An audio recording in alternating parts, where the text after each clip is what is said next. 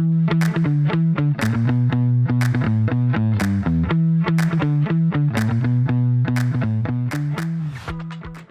everyone, I'm Wendy Liebmann, CEO and Chief Shopper at WSL Strategic Retail, and this is Future Shop.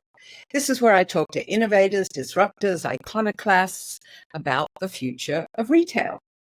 Today my guest is Lindsey Braun. She is the Vice President of Research and Operations at HABRI. HABRI is the Human Animal Bond Research Institute. Now, I heard aloud, from the audience. You're wondering what this has to do with the future of retail? Well, don't switch off until you hear more.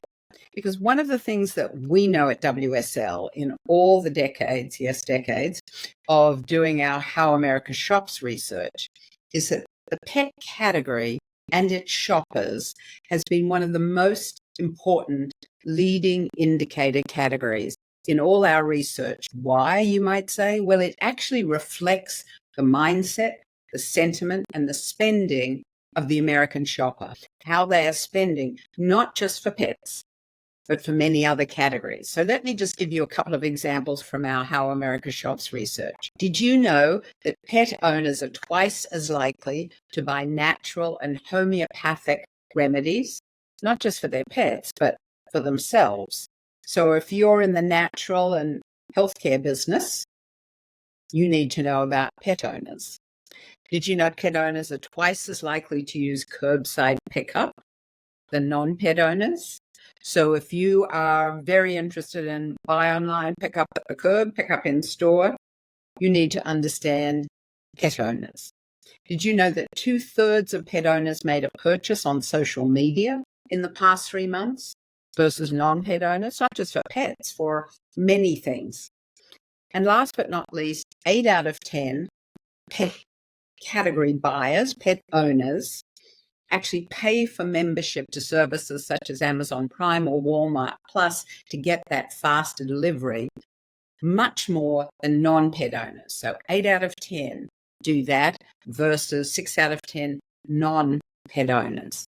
So all of a sudden, it puts pet owners and the pet category in a different context. It's not just about if you're in the pet category, if you sell pet products, but rather who this person is who owns a pet and the role they play in bringing traffic to your stores or lines to other categories. So that's why we're here today. After all that background and drum roll, Lindsey, welcome to Future Shop. Thank you for having me. Tell us a little bit about HABRI and the work you do there. Absolutely. HABRI, the Human Animal Bond Research Institute, we fund scientific research into the health benefits of the human-animal bond, that mutually beneficial relationship between people and companion animals that positively influence the health and well-being of both. And we also work to educate the public about that research, and we advocate for policies that help society become more pet friendly and to help keep people and pets together, to keep that bond strong and to help society become more healthier. We saw this through COVID, where people actually went out and bought a pet or got a pet from a pound. What is it about having a pet that supports healthier life that you've seen in your research? There's so much research out there from dating back from the 70s and 80s, and it's been growing ever since. It's really rooted in physiologically what's happening in our brains when we interact with pets that lends to other benefits. So we know from research that when we interact with a pet, it could be our own pet or a therapy animal, for example, we see a release in the bonding hormone, also known as oxytocin, which quiets our blood pressure, inhibits stress hormones, which is cortisol, and makes us feel comfortable and safe. And so that lends to benefits from reducing stress, to helping have healthier hearts. We know from the research that pet owners are more likely to live longer. They're more likely to recover from a significant cardiovascular event. Dogs are wonderful motivators to keeping us physically active, which lends to other benefits and reduces likelihood of obesity. And then emotionally, we know that pets are serving as very important sources of social support, which lends to mental health benefits.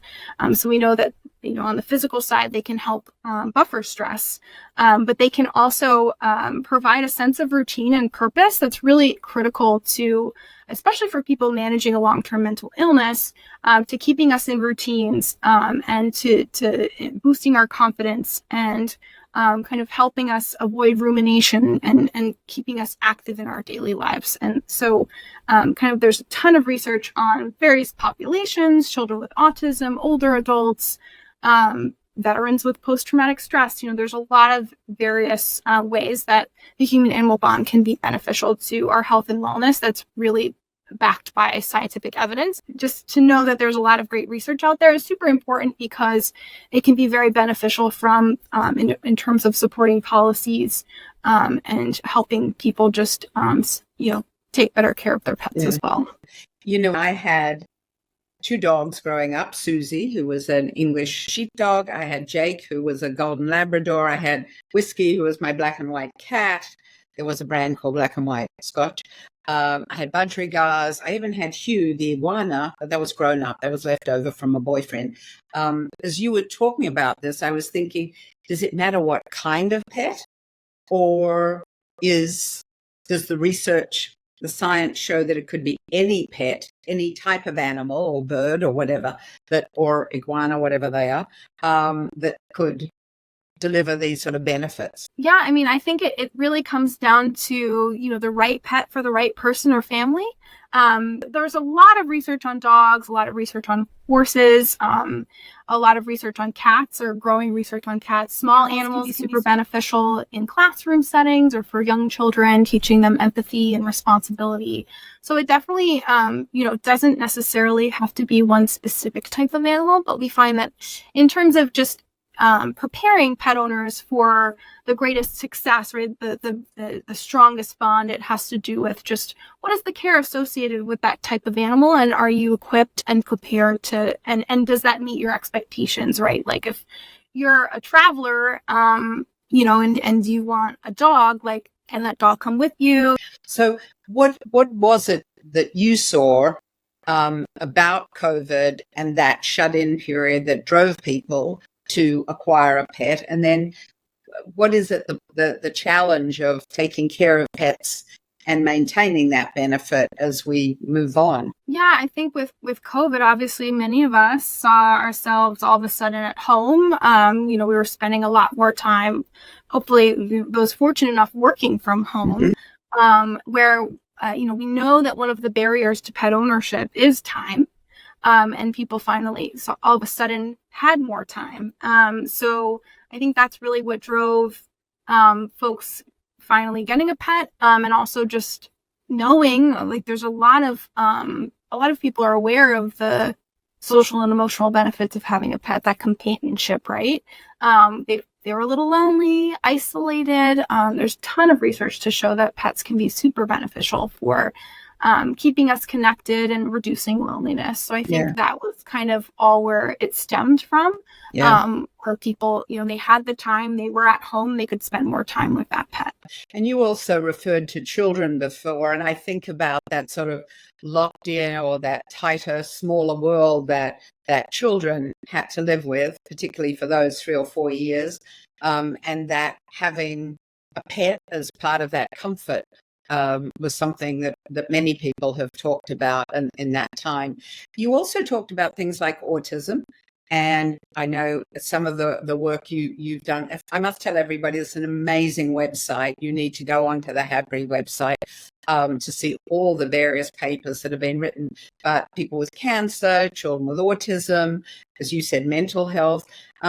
Talk a little bit about that scientific research that supports why is it that those conditions in particular benefit from having a pet in the household, or even as a therapy dog or a therapy pet. Yeah, I think a lot of the theory is around that pets are really non-judgmental, and so and they're great listeners, and so for children especially, and their development, being in the presence of a pet can really boost their confidence. teach them empathy and responsibility. And particularly for children with autism, we see they can kind of be a very calming presence. Even cats, we have one study that we funded on shelter cat adoption for families of children with autism. And we found that the children with autism really saw decreases in separation anxiety and increases in empathy. So really good benefits from various types of pets. And I know there's other research that we've funded even looking at pet dog ownership long term and how that can have an impact. They actually found that pet dog families with a pet dog saw improvements in family functioning. Again, getting at like they provide us with that routine and motivation. Even with COVID, right? Like we needed a sense of normalcy, and pets really help with that. And as we see, you know, as the US population gets older, not just in the US, but actually around the world, and more people are living alone, that role of pets for older people or single household people, we've seen it. We just finished a new piece of research around shifting demographics. And in that work, we're looking at the aging of America, both active aging, people still climbing mountains, and those who need greater care in their households. So thinking about the role of pets as our population changes as well. It's not just the kids, right? It's also for the older populations. Yeah, and especially enabling people to keep their pets in those transitions. So as older adults age and perhaps they change their housing situation, how can we better support the human-animal bond by helping them keep their pets when they maybe move into assisted living, for example? Because we know how beneficial pets can be. That's a really interesting. Yeah, that's a really interesting comment, because talking to some colleagues, you know, in terms of that and the sort of role of caregiving, and then when people move into assisted living and that break of losing their, you know, their familiar territory, their home, their neighborhoods, their communities, and then if they're not allowed to take their beloved pet with them, that becomes an issue too, because it's another break from the normalcy that you talked about before, right? Exactly. Yeah. Are you seeing in the way people are thinking about this research and using it in the broader world of your broader community, that whether it's medical facilities, healthcare facilities, you know, living facilities, new communities, that those sort of rules are now starting to change a bit with the sort of scientific knowledge? Or are we still in that place that no pets allowed kind of thing? I do think that more as we are able to share the research and how beneficial it is, you know, we want to we want to talk to human health organizations and professionals, or those serving those healthcare providers, not just, you know, we tend to be pretty insulated sometimes with our community of the pet care community and others doing great programming. But yeah, so I think we've seen an increase as people are acknowledging, especially with COVID and everything that happened, that the human animal bond is super important to human health. And so there are some shifts in policies. I think, you know, there's still a lot of work to be done, especially when it comes to rental housing. We're partnered with Michelson Found Animals Foundation on the Pet Inclusive Housing Initiative, where we fielded survey data that really demonstrated that while many owner-operators of rental housing are pet-friendly in some way, there are significant restrictions on what it means to be pet-friendly that create barriers for pet owners, making pet-friendly rental housing difficult to find and not always affordable. But also there's a lot of wonderful programming out there where, you know, therapy animal organizations are coming in and visiting assisted living facilities, nursing homes, hospitals, other places where people are living either temporarily or permanently. That's really acknowledging the human-animal bond and giving people access to it, even if they're not necessarily pet owners at that time. Yeah. It's interesting. My cousin, Eric, who lives in Portland, who was a nurse practitioner, actually, that's what he does in his retirement. He takes therapy dogs into facilities like you described, which I think is really interesting when we're thinking about building healthier communities, whether it's for long-term care or for every day. But I do think even in the purchase of housing, particularly in a city like New York City, where, you can have all the financials you want, but you want to bring your pets with you. In some places they say, sorry, no pets, or no big dogs, or no whatever it is. And I do think the value of all the work you're doing to prove that actually pets make us much nicer people, mentally, physically, empathetically, if that's a word. Connect us in our communities. I mean, it's really like there's research to show that pet owners are more likely to get to know their neighbors. When you think about it as simply as like, oh,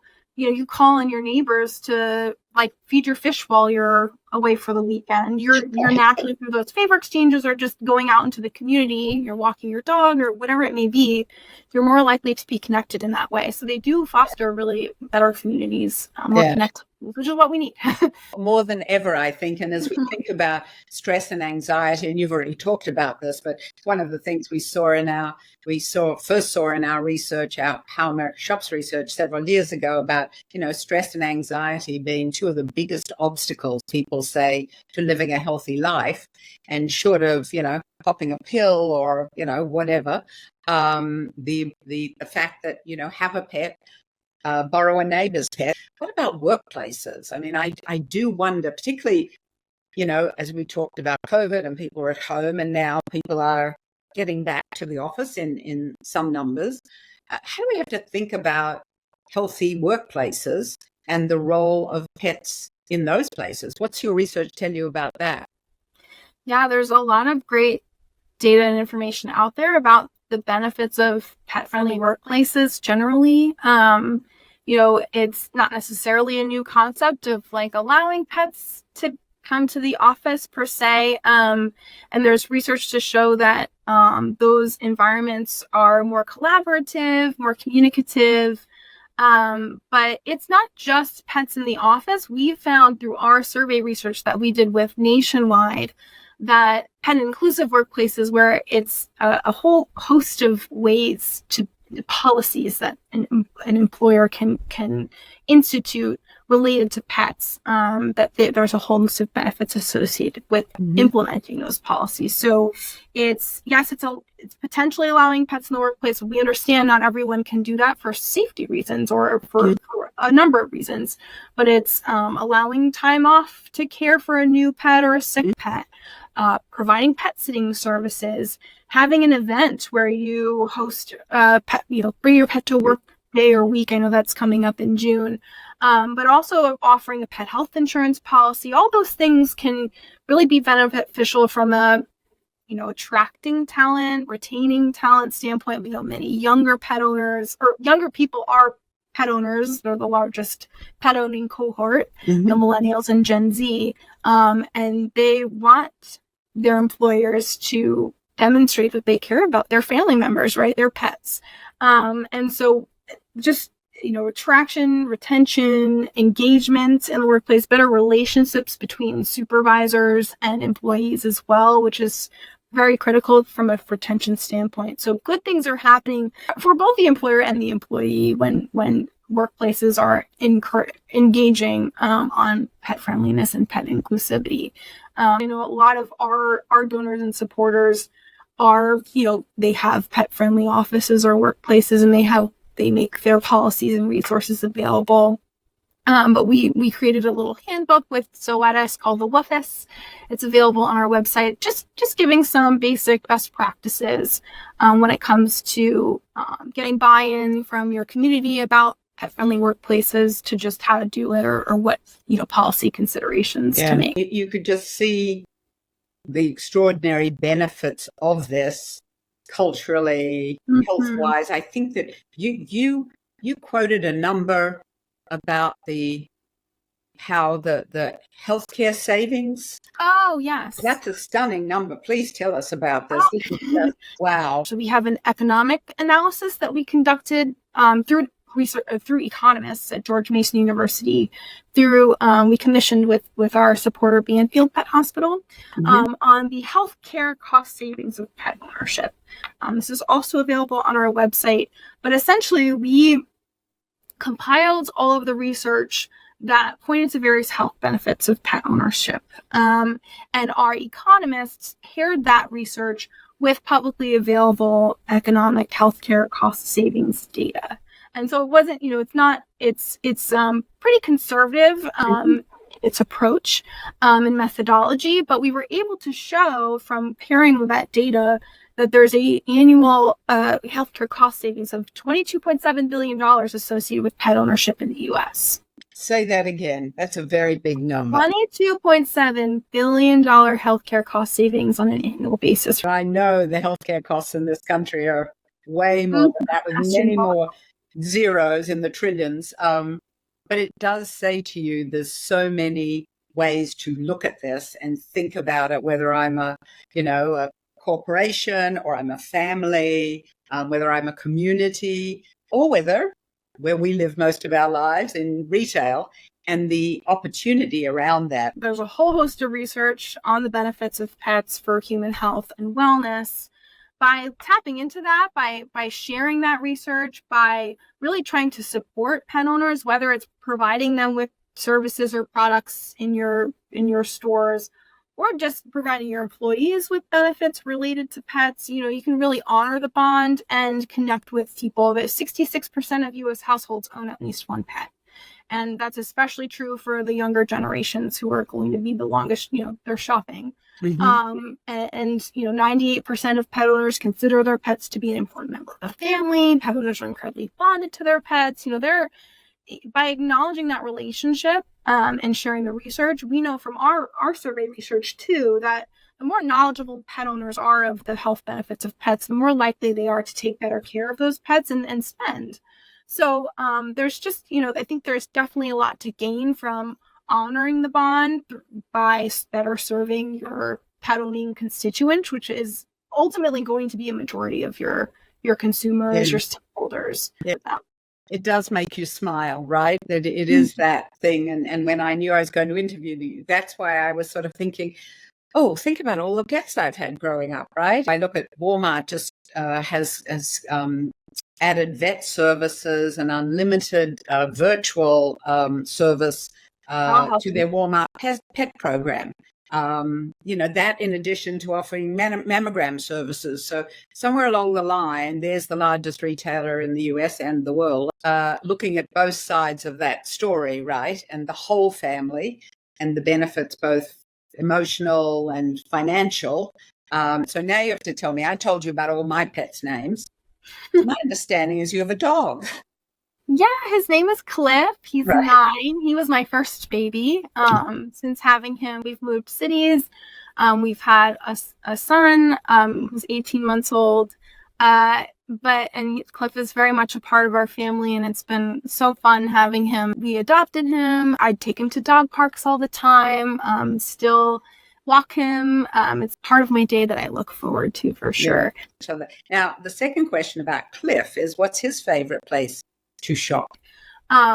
Since we have a baby, a toddler, it's all about convenience. Yes. So I'd say we, and Cliff would agree, we love to access our pet supplies generally either online, in the store, at the grocery store where we're already shopping. It runs the gamut. He's not necessarily attached to just one place. So I think that really speaks to a lot of families out there. They want convenience and they want to be able to access their pet supplies where they're already shopping. Well, the other thing I will tell you is that my favorite new retail concept, bar none, regardless of category, even though I do not have a pet at the moment, we do not have a pet at the moment, is Petco's new flagship store, which is down in Union Square in New York City, which is this extraordinary place. Right in the window, you can see them washing and grooming the pets, the dogs.